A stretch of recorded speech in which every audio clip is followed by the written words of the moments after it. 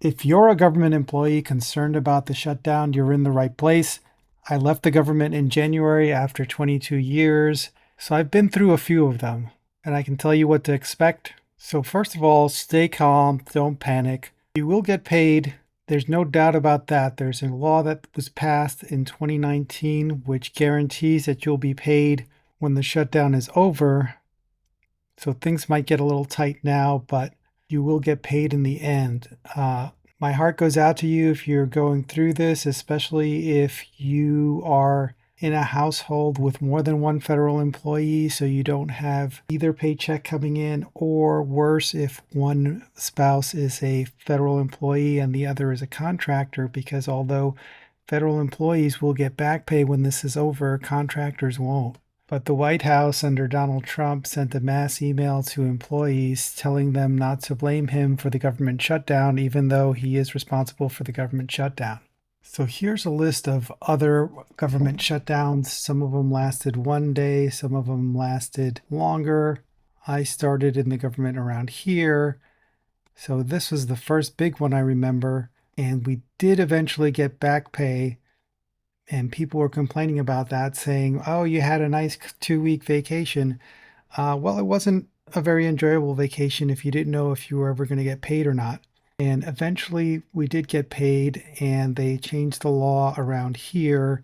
And now it's guaranteed by statute that you'll get paid. So there's no sort of dread about whether you will or won't get paid. So this was the longest shutdown, 35 days under the first Trump administration.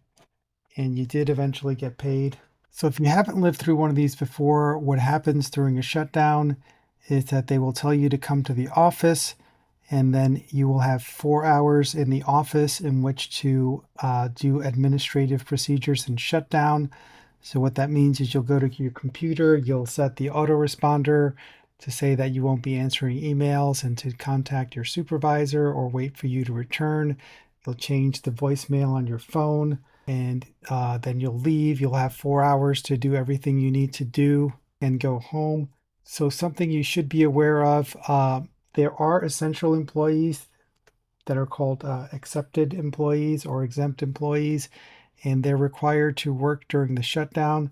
So even if you're not getting paid, they're required to come in and do work, and they'll eventually get paid. And people that aren't working during the shutdown that are furloughed, they're not allowed to work, but will eventually get back pay. So when I say that you're not allowed to work, that is a federal statute. It's called the Federal Deficiency Statute. And I caution you against signing into your email or checking your phone while you're on furlough, because the anti-deficiency statute prevents you from doing any work, including checking your emails. And as a reminder, they're looking for reasons to fire people, including firing people for performance-related reasons when it's not performance-related, lying about performance to be able to fire people without severance, firing people for political postings on their personal websites. So if they're looking for a reason to fire you, don't give them one. The best thing you can do is take your phone and turn it off so that you're not tempted to look at it, because a lot of times out of habit you just pick up your phone and look at it. You pick up your phone and look at it. And if it's a work phone and you pick it up and you turn it on, if they are looking for a reason to fire you, the fact that you were checking your emails, even though it was just through force of habit, is not ammunition you want to give them. So after you go in for 4 hours, set up your autoresponder, set up your email, change the voice message on your answering machine, turn off your phone, and don't turn it back on until the furlough is over. How do you know when the furlough is over? Well, you could watch the news, or your supervisor will have your contact info on your non-work phone and they will call you there. But don't turn on your phone while you're on furlough. Some productive things that you can do is don't spend money unnecessarily. So stop anything that you have which has auto pay or auto billing, and it's just renewed monthly. Whatever you can cut down on that, at least until this is over. And if you need to pay your credit cards late, you're better off calling the credit card company and letting them know rather than paying late and have this affect your credit. So I'm sure some of you have questions about the deferred resignation program because some of you are set to leave when the shutdown is in effect. So how will that affect that?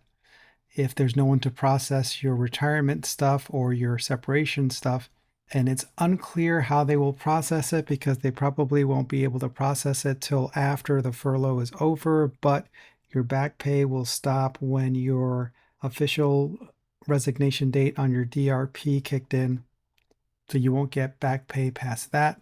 Health insurance. Some of you have very serious health conditions, and you might be wondering if the government is not paying you, are they paying your health insurance? Are you still covered? Yes, no matter how long this shutdown takes, you will still be able to go to the doctor and you will have health coverage.